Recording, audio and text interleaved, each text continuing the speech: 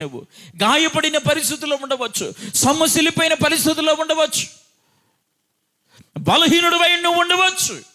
కానీ నా దేవుడు నిన్ను బలపరచడానికి, ఆయన తన శక్తితో నింపడానికి, ఆయన ఉన్నతమైన కార్యాలని జీవితంలో ప్రారంభించడానికి నీతోనే ప్రభు మాట్లాడుతున్నాడు. సొలొమోనా, నీ తండ్రి అయిన దేవుని నువ్వు ఎప్పుడైతే వెతకడం ప్రారంభిస్తావో, ఆయనను హృదయపూర్వకముగా ఎప్పుడైతే ఆయన వైపు తిరుగుతావో, ఆయన నీకు ప్రత్యక్షమవుతాడు. దేవునికి స్తోత్రం, హల్లెలూయా. ఆయన కార్యములు రుచి చూస్తావా? ఆయన సన్నిధిని నువ్వు అనుభవిస్తున్నప్పుడు మహిమ వెంబడి మహిమ, కృప వెంబడి కృపను అనుభవిస్తావు. ఆ కృపలో దాగినటువంటి మహదైశ్వర్యమును రుచి చూస్తావని ఇక్కడ భక్తుడైనటువంటి సొలొమోను హెచ్చరించబడుతున్నాడు. ప్రియమైన దేవుని బిడ్డలారా,